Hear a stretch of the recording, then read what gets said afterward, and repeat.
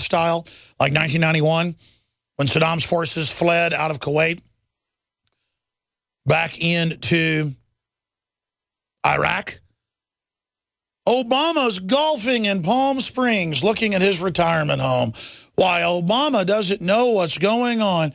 This is a Saudi Arabian proxy army, and I, of course, said that years ago, but months ago said they were getting ready to take down Iraq, at least the entire bottom half of it, because that's the globalist plan.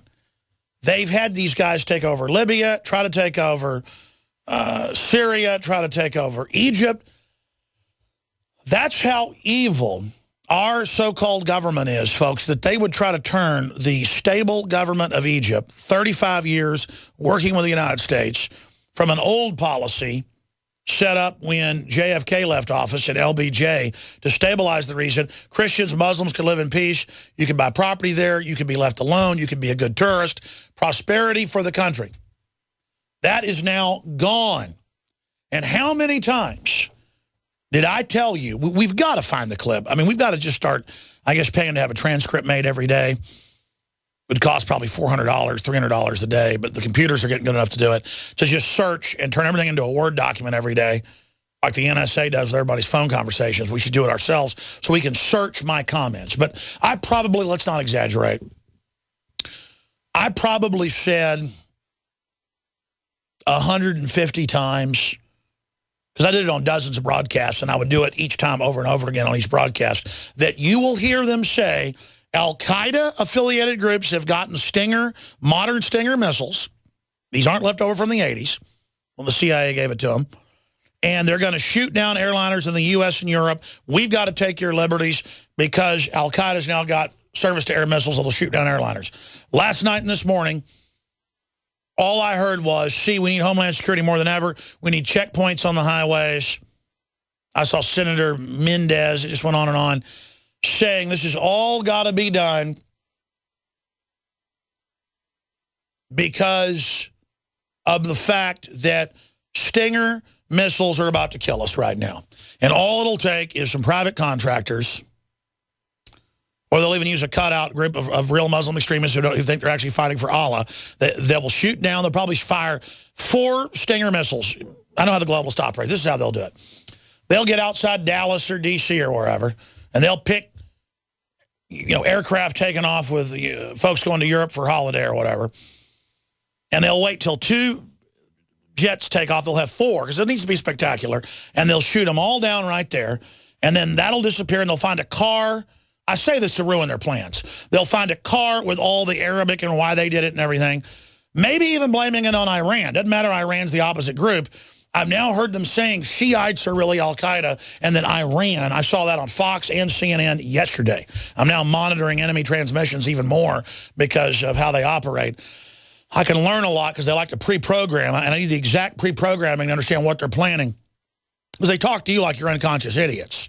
They say, you kept your doctor, even though you can't keep it. This lowered your price, even though it increased it. You didn't build your business. Raising the debt limit doesn't raise it. They talk to you like you have a 45 IQ and can't talk. They talk to you like you're 2 years old. Even a 2-year-old has discernment, knows it's a lie. And so I'm seeing pre-programming, and I'm telling you, it won't matter. When I get up and say, see, I told you, I'll be the traitor who doesn't care about the lives of the dead people. How dare Alex Jones say the Stinger missile attack on the jet airliners in D.C. or Dallas or L.A., how dare him, or Chicago, because they want a place with a lot of media to cover it the way they want. How dare him side with Iran and say they didn't do it? Even though we exposed the chemical weapons attack 3 times that Saudi Arabia launched against Assad to blame him. Later came out in Cy Hirsch, New Yorker magazine, everywhere, BBC, it was staged, admitted, with Turkey as well. So, if I was the globalist, and then I could see all their pre-planning, they're doing exactly what I would do if I was them, you can see the whole thing unfolding. So let's go ahead and play Megyn Kelly on Fox News. We've got a bunch of these clips coming up. Get ready for Stinger missiles. Give up all your rights. Here it is. Breaking tonight, a troubling report on the terror group now in control of 1/3 of Iraq. The State Department is now pulling hundreds of staffers from the U.S. Embassy in Baghdad as this terror group controls more of the territory around the capital city. Not only are we getting new reports that this group may have executed as many as 1,700 Iraqi security forces in recent days, including in a massacre that they put online and bragged about, but today we learned that the same group may now be in possession of a deadly cache of American-made firepower, Stinger missiles. They are powerful enough to take down a commercial airliner. We're going to come back with that. Oh, by the way, because they need that to take out the Iraqi helicopters. So the CIA said, house 5,000 Stingers. Are you happy? A bunch of articles in a major domestic Pentagon push where they domestically engaged in what was illegal until last year, propaganda, lies, saying, oh, Al-Qaeda and ISIS, they just got the missiles left in some bases in Iraq. Uh-huh. That's right. And, boy, that's why Obama's doing nothing. But now he sent 200 and something troops to the big giant embassy to make sure Al-Qaeda doesn't get it. Uh-huh. Al-Qaeda will probably shoot a few mortars at the base in the middle of the night and may even kill a few real troops just to make it look like there's a fight going on. Because the troops don't know it's all staged, just like the Al-Qaeda is going to kill U.S.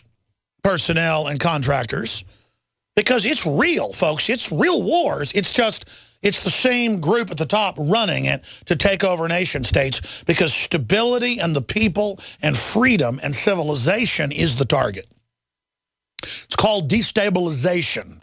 Zbigniew Brzezinski's written not 1, not 2, not 3, not 4, but 5 books. And guess who read all 5 of them? I read his Technotronic Era when I was 14 years old. You know why? Growing up, I wasn't allowed to watch television except to watch PBS or Saturday morning cartoons, and the house was just full of political science books. And I always thought his books had the coolest covers. Had all these little squiggly lines and green and yellow shapes, and I wanted to read it. I wanted to read The Road to Serfdom. I wanted to read all of it. You know what I did? And I guess that's why I'm a weirdo. See, when I was 14, I wasn't just a bookworm. I was playing football and dating girls and everything else. But I always wanted to run back at night and stay up late and read Zbigniew Brzezinski, where he admitted the elite run the narcotics and the elite control all the major criminal groups, because that's how we maintain order, is by controlling the evil. And then I read Machiavelli when I was 16, the same year I read Mein Kampf, or My Struggle. And so I just had this top political science education by the time I was about 18 years old, because it was so entertaining. I didn't realize what I was even reading at the time. It was just so interesting. Mass executions every other page in Order of Death by Heinz Hobel. And Page Turner in Rise and Fall of the Third Reich by Shearer. The Battle for Gaul by Julius Caesar. I was reading Caesar's words written 2,050-something years ago about how to control populations.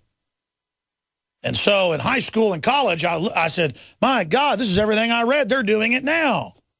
And public, if you can learn how this stuff works, if I can learn how this works, we can turn this around. But you must discover how you're controlled. And then you can say they're going to take the Benghazi Stinger missiles and they're going to hold Europe and the United States hostage. And the elite here are going to take all of our rights in the next phase of Stinger terror. But only by exposing the enemy's next move can we stop them. We can pull up the Washington Times 2 years ago showing Saudi Arabian nationals do not have their burqas taken off and are not searched because they won't have it. They're not compliant. Their government controls our government to a great extent. Only the American people let folks stick their hands in their baby's diaper.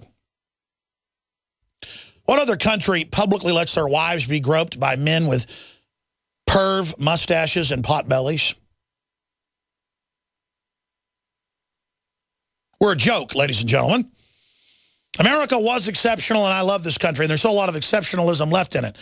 But the yuppies and the trendies and all the freeloading illegal aliens that hate this country and think everything's free for them, and that I'm racist if I don't move 50 people in my house, you can all go straight to hell.